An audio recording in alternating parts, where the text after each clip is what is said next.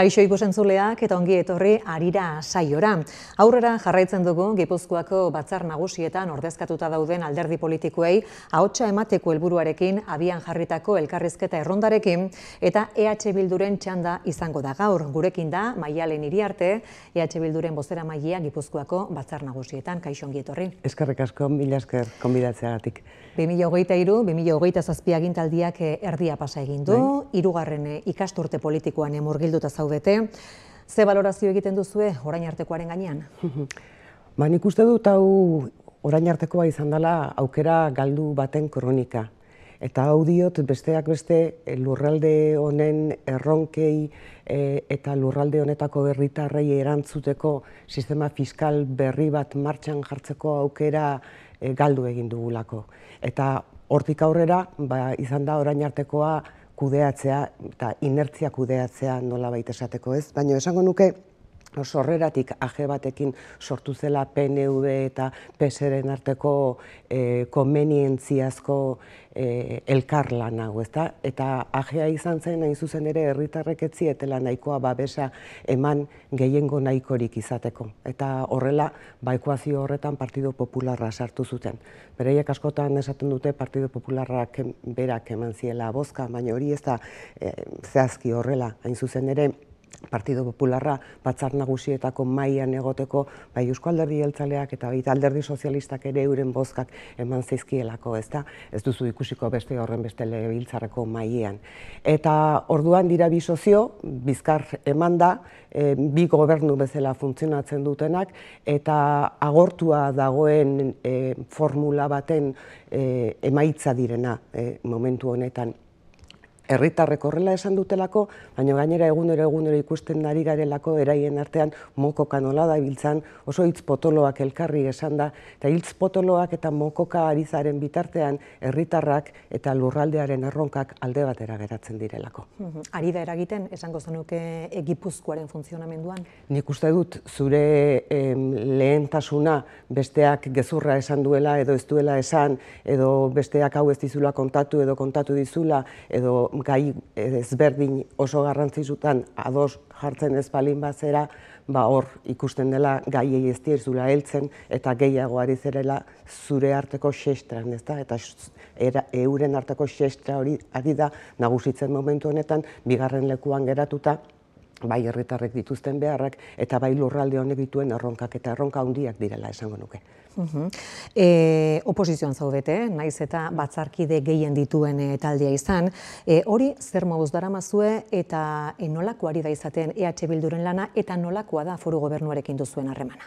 Galdera asko egin dizkidazu batera. Nola ari garen eramaten, oposiziotik saiatzen ari gara guk herritarrei emandako hitza bete dadin. Eta orduan, eramaten ditugu batzar nagusietako plenuetara, lehenesten ditugun gai horiek, ezta? Eta herritarrentzat garrantzitsuak direla uste dugun gai horiek izan zaintzaren alorrean, izan industriaren alorrean, izan mobilidadearen mugikortasunaren alorrean, eta gure ustez momentu honetan lurralde honentzat erronkak diren gai horietan, ezta? Eta horretan saiatzen gera eta batzutan lortzen dugu gai horiek aurrera eramatea. Gero ikusi egin behar dena da, gobernuak horiek egikaritzen dituen eta batzar nagusien agindu hori betetzen duen. Baina horretan ari gara guk. Herritarrei emandako hitza betetzeko oposiziotik egin dezakegun bidea eginez.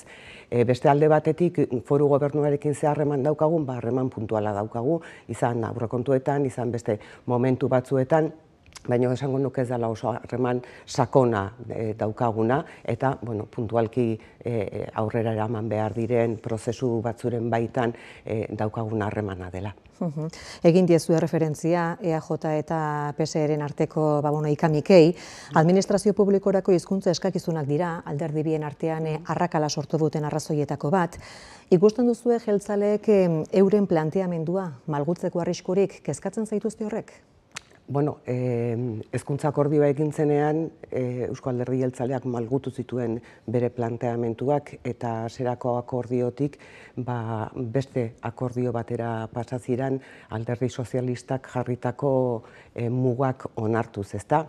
Edozein kasutan, nik uste dut aztertu behar dugula lehenik eta behin momentu honetan euskara nola dagoen, eta nola dagoen Gipuzkoan adibidez, ezta? Eta badakigu SIADEKok UEMak eskatuta egindako inkestaren arabera, datozen urtetan zer nolako joera izango duen euskerazk. Eta badakigu, arnasguneak gutxitu egingo direla, jendeak bere lehen ama hizkuntza gehiagotan edo jende gehiagok izango duela gaztelera euskara, baino inguru erdaldunagoetan biziko garela. Eta hala eta guztiz ere badakigu, eta ez nuke nik behintzat probintzialtasunetan jausi nahi Gipuzkoa izango dela neurri batean euskara gehien produzituko duen lurraldea ere, ezta? Orduan zentzu horretan uste dut badugula ardura bat motore izateko hizkuntzaren eraberritzean. Nik uste dut horri begiratu behar zaiola. Eta gero, begiratu behar zaiola, momentu honetan, alderdi sozialistak zer dioen, ezta? Nik uste dut alderdi sozialistak oso mezu kaltegarria luzatzen diola gizarteari, ze ez du esaten bermatu diezaiogun herritar guztiei euskeraz ikasteko aukera, ikasi dezala mundu guztiak euskera, eduki dezala aukera hori, eduki dezala aberastasun hori, herri honek eskaintzen duen hori bere izaera, bere kultura, herri hau zer den hobeto ezagutzeko, eta hortik abiatuta ez geneukake inolako arazorik izango gero edo opeetan edo gainerakoetan hizkuntza arazo gisara erdian jartzeko. Zentzu horretan, iruditzen zait alderdi sozialistaren mezua ez dela egokia, aldrebes egin beharko lukeela, euskara eskaini, eta euskara ikasteko baliabide guztiak jarri ez gaitezen iritsi garen tokira. Eta hortik aurrera, begirada labur hori izan beharrean, eta oraingoari begiratu beharrean, begirada zabalago bat, eta euskara obligazio bezala hartu beharrean eskubide bezala eskaintzeko aukera, ezta? Edozein kasutan esango nuke, azkeneko urte luzeetan, hemen herri honetan eta lurralde honetan ere harilkatu direla kontsentsu zabal batzuk euskararen inguruan, ezta? Eta Espainiako auzitegiak izan direla nolabait horren aurka egin dutenak, eta horri helduta, ez dakit zer lortu nahian, mezu hori zabaltzen ari direla. Uste dut bai Euskal Herria Bilduk aurkeztutako lege proposamenean, ez dute ongi ezagutzen PNVk aurkeztutakoa, badaudela aukerak segurtasun juridiko bat emateko egoera honi, eta batez ere aukera emateko herritar guztiei euskara bere egin dezaten, bere sentitu dezaten neurri batean, iruditzen zaitelako oso erraz esaten dela euskara maite dugu, baina maite zer da maite. Maite da erabili eta maite da beste pare bat kontu ere azpimarratzea, ez da? Ze ahalegin egin duten hemen milaka pertsonek euskaraz ikasteko eta ikasi dute, eta horiek egindako lanak uste dut miresmena eta aitortza behar duela, eta beste alde batetik euskaldunok ditugun eskubideak ere administrazioarekin euskaraz aritzeko eta gure herrian euskaraz aritzeko, ez? Uste dut hor gauzak egiten direla alde batetik simplifikatu eta ez dela begiratzen gainera epe luzean euskarak izango dituen erronkei, eta hori garrantzitsua dela. Gipuzkoako azpiegitura batek, Pasaiako portuak ere eragin du eztabaida, portuaren kudeaketa Jaurlaritzak izatea eskatzen du EAJak, eta kontra, azaldu da alderdi sozialista, eskumenaren transferentzia eta plan bat eskatzen dituzue EH Bildutik. Ze behar duzuen ustez Pasaiako portuak? Begira, guk 2023 urterako inguruko udal guztiekin batera, hau da Pasaia, Lezo eta Errenteriarekin batera plan bat egin genuen Pasaiako badiaren bizi berritzerako. Hor badira, onberatu behar diren lur asko, hor badira industriak bertan bera jausitakoak, baina aztiren inguruan sortu daitezke industria garbiak, ikerketa eta garapenean oso aurreratua dauden industriak, eta eman daitezke egoera iraultzeko urrats asko. Eta udalen artean egin zen plan zabal bat, iruditzen zaitelako gainera ingurura oso aztua egon dela denbora luzez, ezta? Eta bertako udalei eta bertako herritarrei erantzuna emateko plan bat jarri genduen martxan. Halakoak badaukaten nolabaiteko eredua Europaren ere, Rotterdameko portuaren inguruan halako prozesu batzuk egin ziren eta inguruko herriek eta herritarrek ere izan zuten zeresana egin behartzen aldaketa horretan, ezta? Orduan, nik uste dut garrantzitsua dela zer egin nahi den jakitea. Orain esaten ari da, Eusko Jaurlaritza bere gain hartu nahi duela, eta nik hori ulertzen dut. Orduan, interes orokorra galduko ote duen. Interes orokorraren kudeak eta herri honetatik ere egin dezakegu, baina harridura sortzen dit interes orokorroren kudeak eta oraindik ere Jaurlaritzak ez pentsatua edukitzea, ez da? Aurretik beste batzuk lan hori egin degunean eta konpartitu daitekeenean, eta iruditzen zait, momentu honetara iritsita Jaurlaritzak plan bat beharko lukeela portua eta badia bizi berritzeko eta bertako herritarrei beste alternatiba batzuk eskatzeko. Eta gainerako guztia, hau da, portuaren inguruan gertatu den guztia iruditzen zaitena da, ika-mika eta mokoka ibiltzea, gezurra nork esan duen eta egia nork esan duen eztabaidan ibiltzea, baina ez, Pasaiako badiak behar duen hori eta bertako herritarrek behar duten horri buruz eztabaidatzea. Beraz, eztabaida baztertzea, eztabaida alboratzea, beraien beste interes batzuen baitan. Eta iruditzen zaite herritarrei erantzungo badiegu, herritarrei erantzuteko planak jarri behar direla mahai gainean. Abiadura handiko trenaren inguruan ere ika-mikak azken egunetan, estatu idazkariaren eta Gipuzkoako aldun nagusiaren artean, hainbeste urteren ondoren, zein da bidea zuen ustez? Ze izan beharko litzateke tren hori? Begira, nire lehenengo hausnarketa zera da, nola da posible, hainbeste urteren ostean, oraindik ere trena nondik pasako den ez erabakia egotea. Nola da posible? Hori da nire lehenengo hausnarketa. Egon trenaren alde, egon trenaren kontra, eta ongi dakizun bezala gu proiektu horren alde ez gara egon, baina egon alde edo egon kontra, hainbeste urteren ostean trena nondik pasako den gaur egun ez jakitea da, gestio oso txar baten lekuko, gestio txapuzero baten lekuko. Eta ezin dut besterik esan, ze gainerako ika-mika guztia, eta hemen berriro ere nork esan duen gezurra publikoki, isa sarean, da eskuartean daukaguna, erabat alboratzea eta ez soluzioak ematea. Eta hemen ardura izango du Espainiako gobernuak, baina Jaurlaritzak ere bai, besteak beste, Ezkioko estazioa Jaurlaritzak egin zuelako eta Jaurlaritzak eten zituelako hango lanak ondoren gainera kalte ordainak ordaindu beharrean egon zelarik. Beraz, diru asko gastatu da, diru asko xautu da obra honetan. Eta oraindik ere ez dakigu trena nondik pasako dan. Hau iruditzen zait dala kudeaketa okerrenaren adibidea.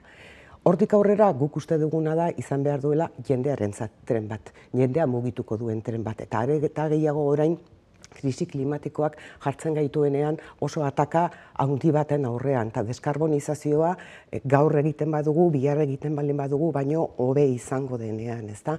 Eta guk tren soziala deitzen diogun hori izango litzake tren bat, leku gehiagotan geratuko dena, jende gehiago garraiatuko duena, eta ez hiriburutik hiriburura bakarrik joango dena. Edozein kasutan, aztertu dezatela zein dan behingoz azkenik tren hau joango den bidea, behingoz, hainbeste urte eta gero, gogoratzen balin bazera, Aman sailburuak esan zuen, 2010ean edo trena martxan espazegoen, akabua izango zela, ez da? Akabua ez da izan, baina berriro diot iruditzen zait, gestio oso txar baten erakusle argia dela.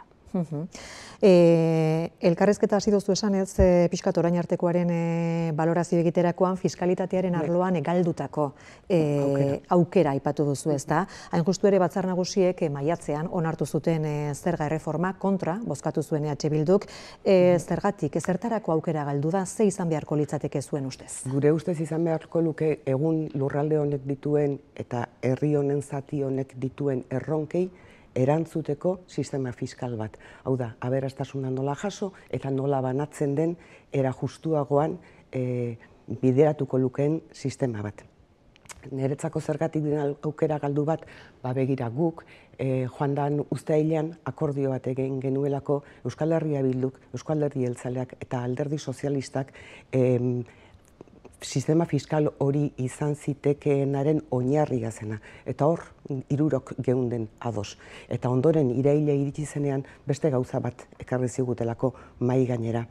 doiketa batzuk, doiketa ezberdinak, momentu batean bati edo besteari mesede egin diezaioketenak, baina inolaz ere ez epe luzerako begirada bat izango dutenak eta lurralde honek eta herri honen zati honek dituen erronkei nola erantzun esango dienak. Aberastasuna nola banatuko dugun ditugun erronken aurrean. Eta zer gertatzen da? Gertatzen dena da berriro ere sistema fiskalaren sistema fiskala eusten dugunak garela langileak eta enpresek eta irabazi handiak dituzten enpresek askoz ere aportazio txikiagoa egiten diotela. Eta aberastasuna banatzeko momentuan askoz ere aberastasun banaketa gutxiago dagoela, askoz ere aberatsagoak diren horien aldetik, langileek beraien IRPF-aren bitartez ordaintzen dutenik baino. Eta hori iruditzen zait, desoreka handiko sistema bat dela eta ez duela aberastasuna era justuan banatzen, ez da? Orduan iruditzen zait aukera bat galdu dugula, eta aukera bat galdu dugula, gainera ez direlako gai izan begiratzeko epe luzera herri honek dituen beharrak, eta badira, krisi klimatikoa industria nola dagoen aztertu egin beharko genuke oso sakon badituelako agortze zantzu batzuk datu batzuetan, hainbat urrats eman beharko ditugu mugikortasun eredua eraldatzeko, zaintza guretzako da gizarte honek daukan korapilo zentral bat oraindik ere askatzen hasi ez dena, eta abar, ezta? Eta orduan hori guztia egiteko aberastasuna egin behar da sortu, baina aberastasuna egin behar da egoki banatu. Eta aberastasun banatzaileak ezin dute izan batez ere ehuneko orain ez dauzkatu gogoan portzentaiak, baina agian ehuneko 77 batean edo esango nuke datu zehatz emateko beldurra baldin badaukat ere langileengan egotea, ezta? Hori aukera galdu bat izan da, eta horrela ikusi genuen eta horrela esan genuen. Hainbat gai aipatu behituzu, besteak beste zaintza, eta injustu ere Gipuzkoako Batzar Nagusien politika orokorreko osoko bilkuran, Mendozak iragarri zuen sozietate publiko bat eratuko dutela adinekoak zaintzeko azpiegiturak sortzeko. Ze iruditzen zaizue, ze bide uste duzue hartu beharko lukeela sozietate publiko horrek? Begira, sozietate publiko horren inguruan, Mendoza Andreari politika generaleko plenuan esan nion bezala, iragarpena efektista izan daiteke, baina sortu zen batetik asarrea bi sozioen artean berriro ere. Antza denez, gobernu sozioak etzekielako, alako sozietate baten berri eman behartzuela Mendoza Andreak. Eta guk geuk ere ez dakigu sozietate horren berri, ez dakigu letra txikia zein den, ez dakigu ze asmo duen, orduan zaila egiten zait sozietate publiko horren inguruan hitz egitea. Nik uste dut badagoela hemen askatu beharreko hainbat arimutur. Batetik, Araba, Bizkaia eta Gipuzkoan, Euskal Autonomia Erkidegoan, zaintza eskubide bat, duela 15 urte lege baten bidez onartutako eskubidea. Beraz, denok dugu zainduak izateko eskubidea. Danok esan dugu, azken urteotan, zaintza ekosistemak sortu behar ditugula, zaintzak bestera batera antolatu behar direla. Guk uste dugu, zaintzak izan behar duela publikoa, izan behar duela unibertsala mundu guztiarentzako izango dana, inor ez dena geldituko zaindua izan gabe, ere egokian zaindua izan gabe, eta komunitarioa ere bai. Baina komunitarioa esaten dugunean, argi utzi nahi nuke zer ulertzen dugun guk komunitario horretan, ezta? Komunitateak nolan zaindua izan nahi duen esan gabe ezin ditugu zaintzak ondo artikulatu. Eta hori da komunitarioa. Komunitarioa ez da komunitatearen bizkar ustea gaur egun dagoen bezala zaintzaren ardura, pertsonen gain, familien gain ustea zaintzaren ardura. Komunitarioa esaten dugunean, esaten dugu komunitateak ere esan behar duela nola nahi duen zaindua izan. Eta horretaz aparte uste dut egin behar dugula doakotasunerantz bide bat. Hau ez da egun batetik bestera egiten, ezin daiteke hilabete batetik bestera egin, baina bai uste dut eman daitezkela urratsak marrazteko bide hori. Zaintza da momentu honetan koordaintzen den zerbitzu bakarra, osasungintza ordaintzen ez den bezala, edo hezkuntza ez den bezala. Eta eskubidea den heinean, uste dut zentzu hortan urratsak eman behar direla mundu guztiak izan dezan ongi zaindua izateko eskubidea mataza hori askatu egin behar da. Eta zentzu horretan, nola zainduak izan nahi dugun ere garrantzitsua da, zainduak izan nahi dugu batzutan etxean, etxean nahiago badugu beste lekutan dauzkagun baliabideak izan beharko ditugu etxean ere, etxean zainduak izan behar balin badugu, oso argi eduki beharko dugu nor izango diran pertsona zaintzaile horiek eta beraz pertsona zaintzaile horien lan baldintzak duinak izan beharko dute beti. Ezin dugu erabili etxean nahi izate hori beste gauza batzuk estaltzeko eta langile batzun baldintzak prekarioak izan daitezen.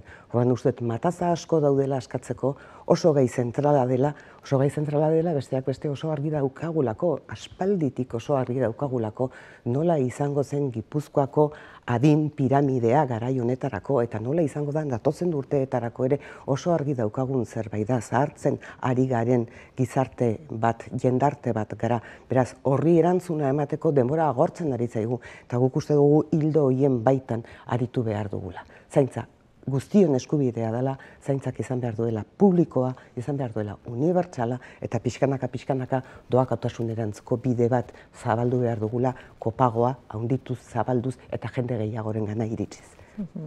Garraio publikoarekin lotuta, Debagoienean ezagunak dira, erabiltzaileen kexak, baita, alkateenak ere, EH Bildukoak guztiak baiaran, horiek ere egin dituzte, hainbat eskaera, ze puntutan daude? Bueno, ongi dakizun bezala, kexak egin ziren garaian, oraindik ere Debagoienako enpresaren emakida zabaldu edo berritu gabe zegoen. Nik uste dut lehenik eta behin esan behar dela, administrazioak enpresa publiko batekin akordio bat egiten duenean ez nituela eskuak garbitu eta jarraitu egin behar duela gertutik enpresa pribatu horrek zer nolako zerbitzua ematen duen, zer nolako, kasu honetan, autobusak dituen, zer nolako baldintzetan ari diren bere langileak. Eta hori dana da administrazioak kontratu hori egiten duen momentutik ahaztu ezin duen zerbait, ezin du beste alde batera begiratu. Ze herritarrek ez dakite administrazioak enpresa pribatu bati eman diola hau edo bestea, herritarrek dakitena da, beraiek adibidez azkeneko urteetan gertatu dena, ez? Pandemia garaitik jendea gero eta gehiago hasi dela garraio publikoa erabiltzen, hori oso baikortzat jo dugu danak, badakigulako kotxeak atera egin behar direla errepidetik, deskarbonizazioan hori zutabe nagusi bat izango dela, eta bitartean, gertatzen zaie, autobus nahikorik ez dagoela, ikusi ditugu inguru honetan autobusak karretera bazterretan erretzen edo egoera txarrean, ez dago autobus nahikorik eta orduan jendeak itxaron egin behar dio horrengo autobusari, maiztasunak beraz aldatu egin behar dira, joan behar da pixkanaka autobusen elektrifikazioa egiten, inbertsioak egiten, zer gertatu da emakida luzatzearekin. Emakida luzatzearekin gertatzen dena da aurreko emakidaren baldintza berdinak daudela eta orduan aldaketak zailki egin daitezkeela emakida berdinarekin, ezta? Esaten dute autobus batzuk aldatzen ari direla. Autobus batzuk aldatzen ari dira, baina zehazki aldatzen ari dira, aldatu behar direnak, hau da 10 edo 12 urte, baino gehiago dauzkatenak, baina inbertsio berriak ez dira egiten ari. Beraz, mugikortasunean ez dugu jauzi bat egingo era honetako egoerak mantentzen balin baditugu denboran. Eta Debagoienako alkateek emakida luzatu baino lehenago egin zuten agerraldian horixe esaten zuten, ez? Zerbitzuak hobetu egin behar zuela, ezin zitzakeela gertatu autobusa martxan jarri eta hemen erretzea, langileen baldintzak hobetu egin behar zituztela, hobetu egin behar zituela enpresak, eta ez dena posible da administrazioak beste alde batera begiratzea. Administrazioaren ardura ere bada hori guztia. Agortze zantzuak industrian aipatu dituzu, zeintzuk? Agortze zantzuak industrian, adegik emandako azkeneko datuen arabera, industriak galdu egin da Gipuzkoan, industriak galdu egin dira Gipuzkoan, ez da? Nik uste dut, edozeinek dakiela ongi, Gipuzkoako ekonomian industria motorre garrantzitsu bat izan dela. Motor garrantzitsu bat izan dela, kalitatezko enplegua sortu duena, gure ongizate mailari eusteko balio izan duena, industrien baitan ikerketa eta garapena asko edatu da, beharrezkoa zutelako aurrera egiteko, baina oso kultura berezi bat ere sortu da, eta nik uste dut, eta Debagoiena bada gainera horren lekuko, ez da, izan garela gai lurralde honetan, industria modu batzuk eta enpresa modu batzuk ere antolatzeko eta kooperatibak badira horren lekuko, baina kooperatiben egiteko moduak ere, nik uste dut izan duela eraginak Gipuzkoa osoan ere, eta bai langileen parte hartzean, bai lurraldearekiko erroketan, eta izan da Gipuzkoan kultura berezi bat industriaren inguruan. Argi dago, industriak eraldaketa bat beharko duela, eta industrian gauzak bestera batera egiten hasi beharko dugula, besteak beste deskarbonizazioa tarteko, besteak beste energia dependentzia tarteko, eta hainbat gauza tarteko, ezta? Nik uste dut ahulgune horiei begiratu egin behar zaiela.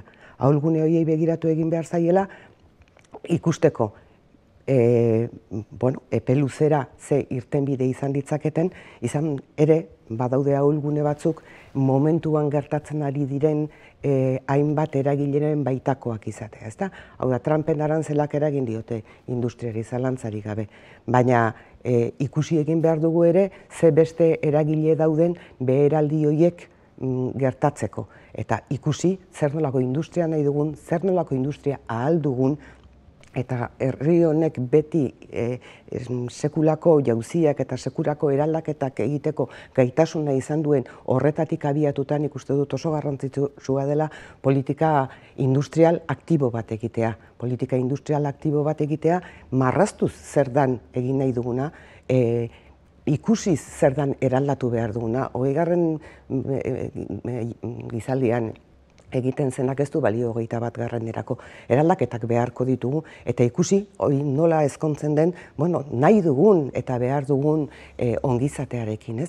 Nik uste dut hor garrantzitsua dela bai udalekin, bai mankomunitateekin, bai garapen agentziekin, seguru aski gainera hauen ezaugarriak eguneratuz lan bat egitea eta ikustea, ze erronka dauzkagun eta nola erantzungo diegun, baina politika publikoek eragina izan behar dutela. Oso zabaldua izan da urte askotan, ez? Politika industrialiko hoberena da egiten ez dena. Guk uste dugu politika industrialiko hoberena dela egiten dena, eta egin behar dela. Eta enpresariek ere eskatzen dute erreakzio bat, bakoitzak bere tokitik egin beharko du erreakzioa, nik uste dut administrazioetatik ere politika publiko egokiak bultzatuz erreakzio horretan bultzatu genezakela. 3 minutu geratzen zaizkigu Maialen saioa agortzeko, galdetu nahi nizun aurrekontuei buruz. Badago aukerarik EH Bilduk aldeko boto emateko, zerk egingo luke hori posible? Begira, aurrekontuak urteko legerik garrantzitsuena dira, eta aurrekontuak partida sail bat izateaz aparte politika publikoen norabidetze bat ekartzen dute, norantz egingo duten politika publikoek. Orain arte, hasieran kontatu dizudan bezala, gobernu honek bere sorrerako age hori dela eta aritmetika erabili du, eta berdin izan zaio aurrekontuak Partido Popularrarekin onartzea eta fiskalidadea Podemosekin onartzea.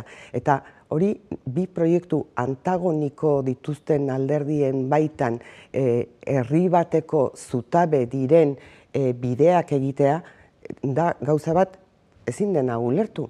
Baina ez ulertze bat, esaten dezulako norabiderik ez daukazu, norabiderik ez daukazu, ez daukazulako, gauza batekin besteakin egiteak ez du esan nahizu malguagoa zarenik eta askoz ere eta gaitasuna daukazunik batekin eta bestekin aritzeko ez, da ez daukazula norabiderik. Ez daukazun norabiderik, orduan, norabideak argia izan behar du. Batera edo bestera. Guk zer izango dugun kontutan aurrekontuen prozesu honetan, orain arte izan dugun bezala, edukiak izango ditugu kontuan. Edukiak, eta aipatu dizkizudan gai horietan guztietan, edukiak bideratuak baldin badaude gure ustez egin beharreko bideak transitatzera, akordio horiek burutzeko prest egongo gara. Herritarrei emandako hitza da nik lehen esten dudana. Guk herritarrei hitza eman genien eta esan genien bide bat hartuko genuela. Badakigu gauden tokitik bideo emandako hitz hori erabat osorik ezingo dugula bete, baina norabidea egokia balin bada, edukiak egokiak balin badira, Euskal Herria Bildu hor egongo da. Baina orain, joan den urtean eta aurreko urtean ere bai. Bukatzeko genozidioa eten, kolonizazioa eten, autodeterminazioa Palestinar herriarentzat lelopean, lanuzte orokorra deitu dute biharko hainbat sindikatuk, zer egingo du EH Bilduk? Guk lanuzte horrekin bat egingo dugu eta parte hartuko dugu eragile ezberdinek deitu dituzten konzentrazio edo manifestazioetan ere, iruditzen zaigu izugarria dela Palestinan gertatzen ari dena.